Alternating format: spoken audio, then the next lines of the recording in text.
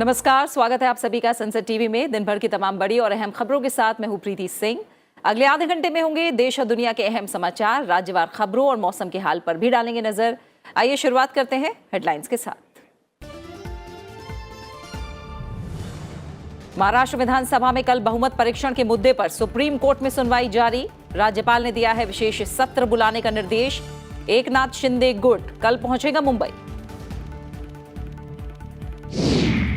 सरकार ने देश में उत्पादित कच्चे तेल की बिक्री को नियंत्रण मुक्त करने को दी मंजूरी। प्राथमिक कृषि ऋण समितियों के कंप्यूटरीकरण पर खर्च होंगे 2,500 करोड़ रुपए। 13 करोड़ किसानों को होगा फायदा। उपराष्ट्रपति पद के लिए चुनाव की घोषणा। 5 से 19 जुलाई 2022 तक दाखिल होंगे नामांकन। जरूरत होने पर 6 अगस्त को मतदान। जीएसटी परिषद ने टाला कैसीनो, ऑनलाइन गेमिंग और लॉटरी पर 28% कर लगाने का निर्णय। परिषद की बैठक में कई वस्तुओं और सेवाओं के कर दरों में बदलाव को मंजूरी। कई राज्यों की क्षतिपूर्ति व्यवस्था और आगे बढ़ाने की मांग।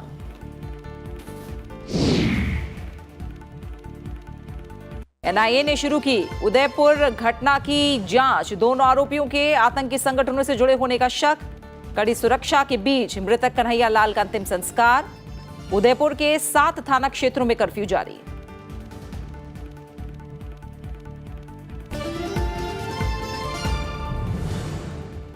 और हेडलाइंस के बाद एक नजर उन खबरों पर जो दिन भर सुर्खियों में रही।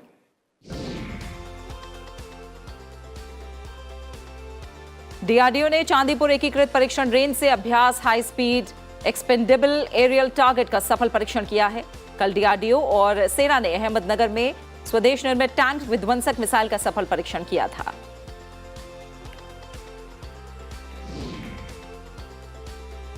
भारतीय वायुसेना को अग्निपथ भर्ती योजना के तहत पंजीकरण प्रक्रिया शुरू होने के बाद 6 दिन के भीतर 1.83 लाख से ज्यादा आवेदन प्राप्त हुए हैं। पंजीकरण की प्रक्रिया 24 जून को शुरू हुई थी। देश में पिछले 24 घंटे में कोरोना वायरस संक्रमण के 14,506 नए मामले सामने आए हैं। इसके साथ ही इलाज करा रहे मरीजों की संख्या बढ़कर 99,602 हो गई है। कोलंबिया ने अपने राष्ट्रीय विकास के लिए अंतरिक्ष प्रौद्योगिकी का लाभ उठाने में भारत की मदद में रुचि दिखाई है। इस सिलसिले में भारत में कोलंबिया की राजदूत मारियाना पाचेको ने इसरो के अध्यक्ष एस सोमनाथ से मुलाकात की। अमेरिकी राज्यों के गवर्नरों और शीर्ष अधिकारियों के द्विपक्षीय समूह ने भारत के साथ मजबूत द्विपक्षीय संबंधों और भारतीय कॉर्पोरेट जगत से निवेश पर जोर दिया है। इससे एफडीआई के साथ कौशल विकास और रोजगार का सृजन होगा। नेपाल ने राजधानी में हैजा के प्रसार को रोकने की कवायद के तहत काठमांडू घाटी में रेहड़ी पटरी पर खाने पीने का सामान बेचने पर प्रतिबंध लगा दिया है। यहां हैजा के 12 मरीज सामने आए हैं।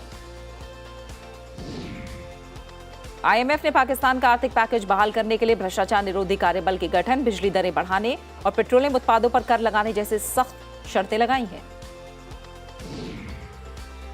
यूरोपीय संघ के देशों ने नई कारों से 2035 तक कार्बन उत्सर्जन समाप्त करने वाले सख्त जलवायु नियमों को वापस अपनाने के लिए समझौता किया है। ईयू के सदस्य देश 2030 तक ग्रीन हाउस गैस उत्सर्जन को 55% कम करने को तैयार हुए हैं। यूरोप में सुरक्षा मजबूत करने के लिए अमेरिका अपने सैनिकों की संख्या बढ़ाने की तैयारी में है। मैड्रिड में नाटो महासचिव जेंस स्टेंसलबर्ग ने मुलाकात में अमेरिकी राष्ट्रपति जो बाइडेन ने कहा कि नाटो मजबूत और एकजुट है। फ्रांस की संसद के निचले सदन ने यल ब्राउन पिवेट को नया स्पीकर चुना है। वो इस पद को संभालने वाली पहली फ्रांसीसी महिला हैं। ब्राउन पिवेट पूर्व समाजवादी हैं और 2016 में मैक्रों की पार्टी में शामिल हुई थी।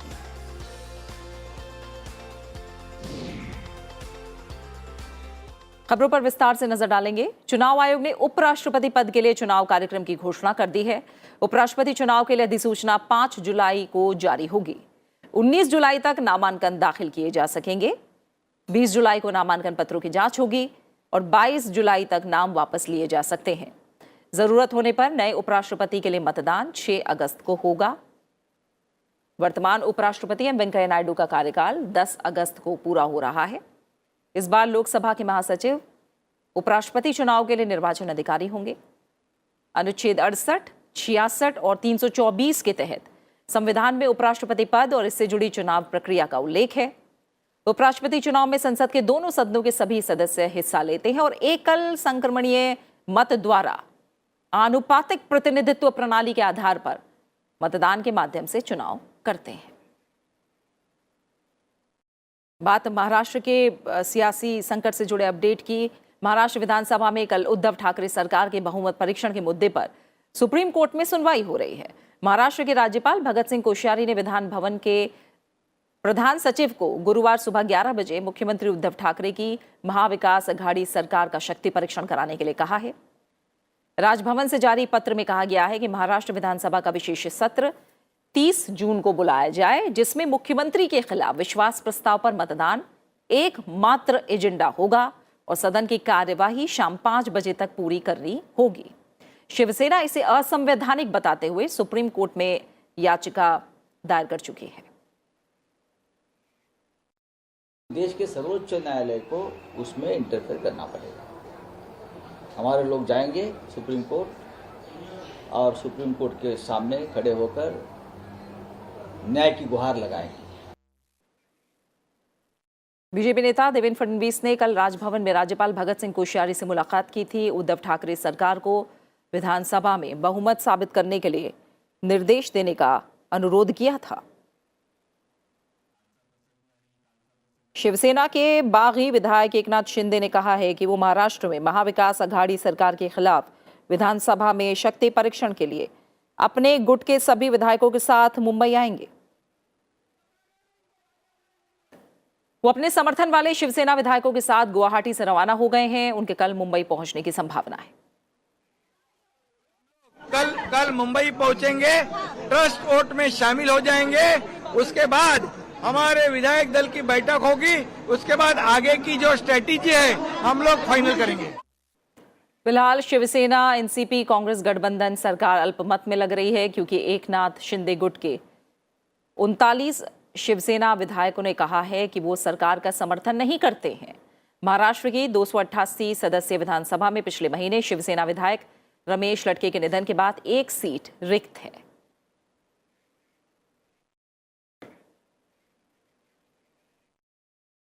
और महाराष्ट्र के सियासी संकट पर ज्यादा बातचीत के लिए मेरे साथ मेरे सहयोगी मनोज वर्मा जुड़े हुए हैं। मनोज वर्मा, थोड़ा सा बताइए आज दिन भर किस तरह की सरगर्मियां रही? सुप्रीम कोर्ट में सुनवाई जारी है, कब तक उद्धव ठाकरे सरकार महाराष्ट्र में रहेगी या नहीं, इस पर फैसला हो पाएगा, क्या संभावना है? देखिए, बुधवार देर शाम तक सुप्रीम कोर्ट में इस पूरे महाराष्ट्र का जो सियासी संकट है उस पर सुनवाई जारी है। जाहिर तौर पर शिवसेना की एक रणनीति रही है कि अगर संख्या बल नहीं हो पा रहा है तो किसी तरह से कानूनी एक प्रकार की रणनीति अपनाई जाए जिससे सुप्रीम कोर्ट कुछ राहत दे दे और मामला लंबा खिंच जाए। लेकिन मैं यहाँ स्पष्ट कर दूं, चूंकि बोमई केस एक उदाहरण है कि अगर मान लीजिए सरकार अल्पमत में लगती है तो संख्या बल का निर्धारण सदन में होगा, सदन में तय होगा, फ्लोर टेस्ट की बात आएगी। और जिस तरह से आज महाराष्ट्र में मुख्यमंत्री उद्धव ठाकरे ने अपने सहयोगियों के साथ बैठक की है और उसके बाद उनकी जो बॉडी लैंग्वेज देखने को मिली, जिस प्रकार की खबरें बाहर निकल के आई हैं कि उन्होंने सबका आभार जताया, धन्यवाद दिया सहयोग के लिए, वो ये साफ संकेत जता रहा है, स्पष्ट संकेत दे रहा है कि उद्धव सरकार के पास अब जो एकनाथ शिंदे गुट है वो साथ नहीं है, जिससे उम्मीद की जा रही थी कि कुछ लोग शायद टूट के वापस आ जाएं, जिसकी लगातार कोशिश शिवसेना ने की, लेकिन वो होता नहीं दिख रहा है। और यही वजह है कि बॉडी लैंग्वेज आज उनकी थोड़ी सी कमजोर दिखाई दे रही थी और ऐसा लगता है कि फ्लोर टेस्ट से पहले हो सकता है कि उद्धव ठाकरे खुद इस्तीफा देना उचित समझें।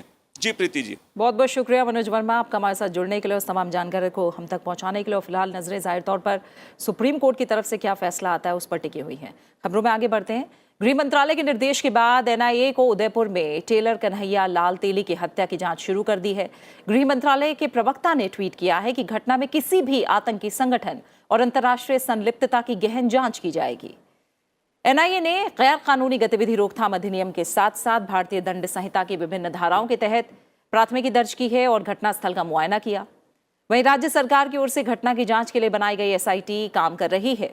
दोनों आरोपियों की गिरफ्तारी के बाद कुछ और लोगों को हिरासत में लिया गया। इनका संबंध पाकिस्तान स्थित दावत इस्लामी संगठन से होने के संकेत मिले हैं। प्रारंभ से ही एक्ट ऑफ टेरर मानते हुए यूएपीए के अंतर्गत अभियोग पंजीबद्ध किया गया है और उसी के अनुसार इसमें अनुसंधान प्रारंभ किया गया था और इसी क्रम में जो एनआईए है उनको सूचित करते हुए उनकी सहायता के लिए भी अपील की गई थी। उदयपुर के अशोकनगर शमशान घाट में बड़ी संख्या में लोगों की मौजूदगी के बीच मृतक कन्हैया लाल का अंतिम संस्कार कर दिया गया। स्थानीय लोगों और परिवारजनों ने अपराध में शामिल आरोपियों को फांसी की सजा देने की मांग की।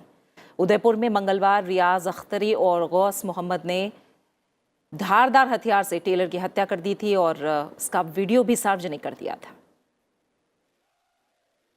इस बीच उदयपुर शहर में भारी पुलिस बल तैनात किया गया है। शहर के 7 पुलिस थाना क्षेत्रों में आज भी कर्फ्यू जारी रहा और राज्य के 33 जिलों में मोबाइल इंटरनेट सेवा निलंबित रही। आने वाले 1 महीने के लिए प्रदेश में निषेधाज्ञा लगा दी गई है। वहीं हालात की समीक्षा के लिए जयपुर में मुख्यमंत्री अशोक गहलोत ने गृह मंत्री और वरिष्ठ अधिकारियों के साथ बैठक की है। इसमें उदयपुर में हुई घटना के बाद राज्य की कानून व्यवस्था पर चर्चा की गई। कच्चे तेल का उत्पादन करने वाली कंपनियां अब कच्चा तेल घरेलू बाजार में किसी को भी बेचने के लिए स्वतंत्र होंगी। केंद्र सरकार ने देश में कच्चे तेल का उत्पादन करने वाली इकाइयों को विपणन के मामले में पूरी छूट देने का फैसला किया है। सूचना और प्रसारण मंत्री अनुराग ठाकुर ने केंद्रीय मंत्रिमंडल के फैसले की जानकारी देते हुए बताया कि घरेलू बाजार में उत्पादित कच्चे तेल की बिक्री को नियंत्रण मुक्त करने की मंजूरी दे दी गई है। 1 अक्टूबर से उत्पादन भागीदारी अनुबंध में कच्चा तेल सरकार नामित इकाइयों या सरकारी कंपनियों को बेचने की शर्त समाप्त हो जाएगी। उन्हें अपनी इच्छा के अनुसार तेल बेचने की अनुमति दी गई है। निर्णय के अंतर्गत जो एक्सप्लोरेशन एंड प्रोडक्शन ऑपरेटर्स के प्रोडक्शन शेयरिंग कॉन्ट्रैक्ट्स के वो प्रावधान जिसके तहत सरकार या सरकार द्वारा नामित संस्था और सरकारी कंपनियों को ही क्रूड ऑयल बेचने की बाध्यता थी, वो समाप्त कर दी जाएगी। सरकार ने वित्तीय समावेशन को बढ़ावा देने के उद्देश्य से 63,000 प्राथमिक कृषि ऋण समितियों के कंप्यूटरीकरण के लिए 2,516 करोड़ रुपए के खर्च को मंजूरी दी है। इस निर्णय से 13 करोड़ विशेषकर छोटे और सीमांत किसानों को फायदा मिलेगा। सरकार के मुताबिक इस परियोजना में साइबर सुरक्षा और डेटा भंडारण के साथ क्लाउड आधारित सामान्य सॉफ्टवेयर का विकास समेत पीएसीएस को हार्डवेयर संबंधी सहायता प्रदान करना शामिल है। इसके जरिए मौजूदा सभी दस्तावेजों को भी डिजिटल किया जाएगा। प्राइमरी एग्रीकल्चर क्रेडिट सोसाइटीज को कंप्यूटरीकरण की यानी कि कंप्यूटराइजेशन की मंजूरी दे दी गई है, जिसका उद्देश्य पैक्स की दक्षता बढ़ाना, उनके संचालन में पारदर्शिता और जवाबदेही को लाना और पैक्स को अपने व्यवसाय में विविधता लाने और कई गतिविधियां और सेवाओं को शुरू करने की सुविधा प्रदान करने की सहायता भी मिलेगी। 47वीं जीएसटी काउंसिल की चंडीगढ़ में हुई बैठक में कसीनो, घुड़दौड़, ऑनलाइन गेमिंग और लॉटरी पर 28% कर लगाने के निर्णय को टाल दिया गया। परिषद ने कई वस्तुओं और सेवाओं की कर दरों में बदलाव को मंजूरी दी है। जीएसटी परिषद ने कसीनो, घुड़दौड़, ऑनलाइन गेमिंग और लॉटरी पर 28% कर लगाने के निर्णय को टाला है। वित्त मंत्री ने बताया कि संबंधित पक्षों के साथ अभी और विचार विमर्श करने की जरूरत है। मेघालय के मुख्यमंत्री कोनराड संगमा की अध्यक्षता वाले मंत्रियों के समूह से मूल्यांकन प्रणाली पर संबंधित पक्षों के प्रतिवेदनों पर फिर से विचार करने और अपनी रिपोर्ट 15 जुलाई तक देने को कहा गया है। उन्होंने कहा कि इस मुद्दे पर विचार के लिए परिषद की बैठक अगस्त के पहले हफ्ते में होगी। In a way, the highlight of these 2 days meeting was that we could consider, discuss and take a decision on 4 GOM reports. परिषद की 47वीं बैठक में रोपवे के जरिए माल और यात्रियों के परिवहन, हड्डी रोग से जुड़े चिकित्सा उपकरण सहित विभिन्न वस्तुओं पर जीएसटी दर में कमी की सिफारिश की गई है। कर दरों में परिवर्तन 18 जुलाई 2022 से प्रभावी होंगे। परिषद ने जीएसटी अपीलीय न्यायाधिकरण के गठन के संबंध में राज्यों द्वारा उठाई गई विभिन्न चिंताओं को दूर करने और सीजीएसटी अधिनियम में उचित संशोधन के लिए सिफारिशें करने के लिए मंत्रियों के एक समूह का गठन करने का फैसला लिया है। बैठक में करीब 12 राज्यों ने जीएसटी क्षतिपूर्ति व्यवस्था 30 जून के बाद भी जारी रखने की मांग की है।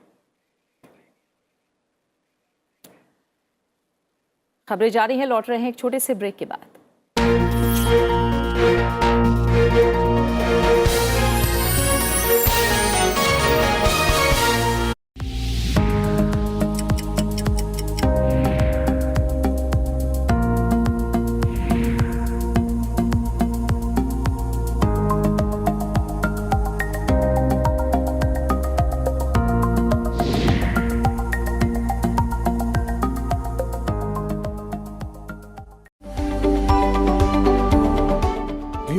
the importance of good health, but often we don't know how to achieve it. There's plenty of information available, but again, we don't know what is right and what is wrong.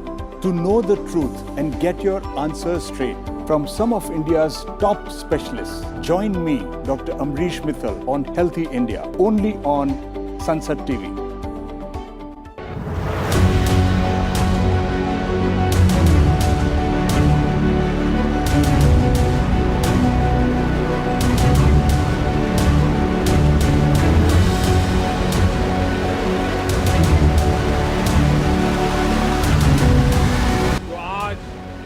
देश के युवा हैं वो उस समय भी देखेंगे कि देश ने कैसे ये कमाल करके दिखाया है।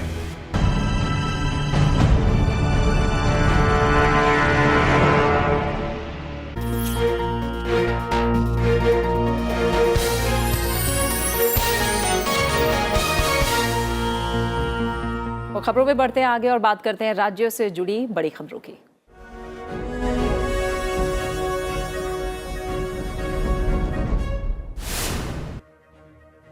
बिहार में एआईएमआईएम के 5 विधायकों में से 4 विधायक आरजेडी में शामिल हो गए हैं। इसके साथ ही आरजेडी राज्य विधानसभा में सबसे बड़ी पार्टी हो गई है।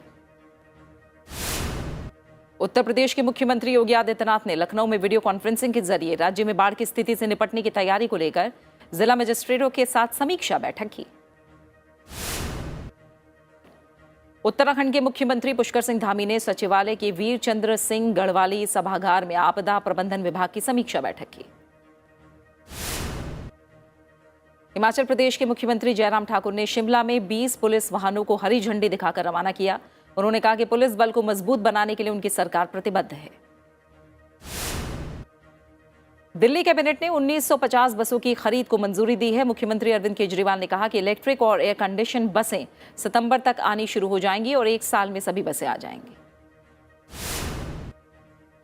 देश के सबसे स्वच्छ नगर इंदौर में परिवहन व्यवस्था को मजबूत किए जाने पर जोर देते हुए मुख्यमंत्री शिवराज सिंह चौहान ने कहा कि शहर में मेट्रो परियोजना पर तेजी से काम जारी है और इसकी पहली लाइन अगले साल से शुरू हो जाएगी। नीति आयोग ने देश में इलेक्ट्रिक वाहनों को बढ़ावा देने के लिए रेगुलेशन फ्रेमवर्क बनाने और तकनीक में सुधार का सुझाव दिया है। साथ ही 2031 तक इलेक्ट्रिक 2 व्हीलर पर सब्सिडी जारी रखने की सिफारिश की है। भारतीय गोरखा प्रजातांत्रिक मोर्चा दार्जिलिंग में गोरखालैंड क्षेत्रीय प्रशासन के चुनाव में पूर्ण बहुमत हासिल करने की ओर अग्रसर है। बीजेपीएम को 45 में से 20 सीटें मिल चुकी हैं। हमरो पार्टी ने 8 सीटों पर जीत हासिल की है और तृणमूल कांग्रेस के खाते में 5 सीटें गई हैं। जम्मू कश्मीर के कुलगाम जिले के नवापोरा में सुरक्षा बलों ने मुठभेड़ में एक आतंकी को मार गिराया है। फिलहाल मीर बाजार इलाके में मुठभेड़ चल रही है। भारत पाकिस्तान सीमा पर बाड़मेर के मुनाबाव में बटालियन कमांडर स्तर की बैठक हुई, जिसमें बीएसएफ कमांडरों और पाकिस्तान रेंजर्स के विंग कमांडरों ने हिस्सा लिया और सीमा सुरक्षा से संबंधित मुद्दों पर चर्चा की। केंद्र शासित प्रदेश लद्दाख में पर्यटकों के लिए हेलीकॉप्टर सेवाएं शुरू हो गई हैं। हेलीकॉप्टर सेवाएं केंद्र शासित प्रदेश के सभी क्षेत्रों में स्थानीय लोगों और पर्यटकों के लिए उपलब्ध रहेंगी। यात्री वेबसाइट से टिकट बुक कर सकते हैं।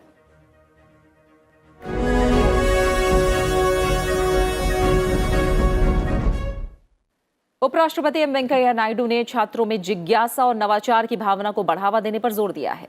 चेन्नई में वेल्लोर इंटरनेशनल स्कूल के उद्घाटन समारोह को संबोधित करते हुए उपराष्ट्रपति ने स्कूलों में मातृभाषा में शिक्षा का समर्थन किया। उपराष्ट्रपति ने कहा कि मूल्यों के बिना शिक्षा का कोई महत्व नहीं है। उपराष्ट्रपति ने पढ़ाई के साथ बाहरी गतिविधियों और सामुदायिक सेवा पहलों में भी स्कूली शिक्षा में जोड़ने का आह्वान किया और कहा कि स्कूल आज छात्रों को सर्वश्रेष्ठ कौशल के रूप में अनुकूलन क्षमता की शिक्षा दे सकते हैं।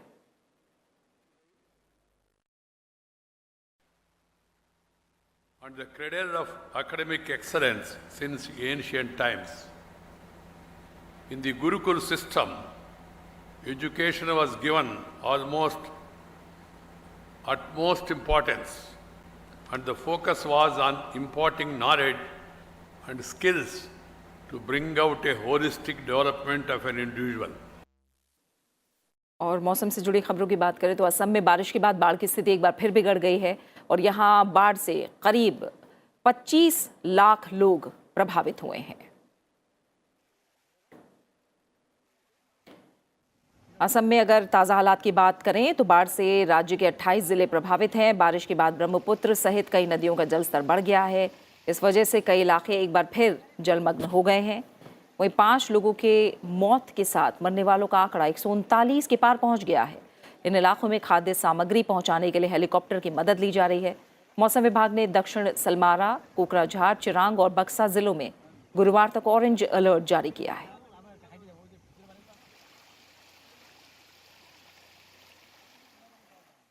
जम्मू कश्मीर में कल से अमरनाथ यात्रा शुरू होने जा रही है। इससे पहले आज जम्मू कश्मीर के उपराज्यपाल मनोज सिन्हा ने जम्मू के भगवती नगर आधार शिविर से सालाना अमरनाथ यात्रा के लिए तीर्थयात्रियों के पहले जत्थे को रवाना किया। बम बम भोले और जय बर्फानी बाबा के नारे लगाते हुए तीर्थयात्री कड़ी सुरक्षा व्यवस्था के बीच वाहनों में भगवती नगर आधार शिविर से रवाना हुए।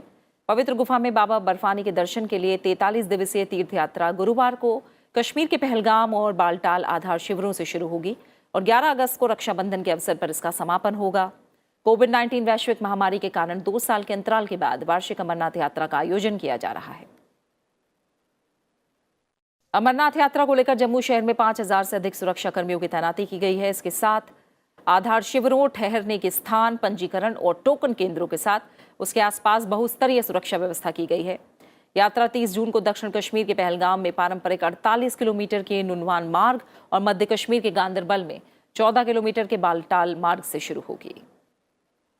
2 साल बाद हो रही इस यात्रा के लिए अभी तक 3 लाख से अधिक तीर्थयात्रियों ने पंजीकरण करवाया है। और अब खबरें अंतर्राष्ट्रीय जगत से।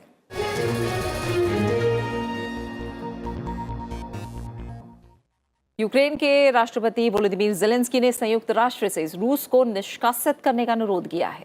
संयुक्त राष्ट्र सुरक्षा परिषद की बैठक के वीडियो कॉन्फ्रेंसिंग के माध्यम से संबोधित करते हुए ज़ेलेंस्की ने हमले की जांच करने और रूस को जवाबदेह ठहराने के लिए एक अंतर्राष्ट्रीय न्यायाधिकरण स्थापित करने का आग्रह किया। ज़ेलेंस्की ने कहा कि रूस के हमले को रोकने के लिए तुरंत कार्रवाई करनी होगी, नहीं तो इसकी आंच दूसरे यूरोपीय देशों और एशिया में भी फैलने लगेगी। वहीं नाटो के महासचिव जेंस स्टोल्टनबर्ग ने मैड्रिड में होने वाले सम्मेलन से पहले कहा कि नाटो सैन्य गठबंधन द्वितीय विश्व युद्ध के बाद की सबसे बड़ी चुनौती का सामना कर रहा है। उन्होंने कहा कि ये एक ऐतिहासिक और परिवर्तनकारी सम्मेलन होगा। रूस और यूक्रेन के बीच जारी युद्ध में होने वाली मौतों पर चिंता व्यक्त करते हुए भारत ने कहा है कि लड़ाई में शहरी इलाकों में महत्वपूर्ण नागरिक ठिकाने आसान निशाना बनते जा रहे हैं।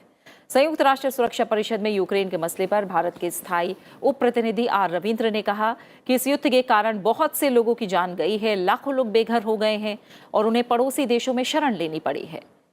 साथ ही उन्होंने कहा कि यूक्रेन की स्थिति पर भारत बेहद चिंतित है।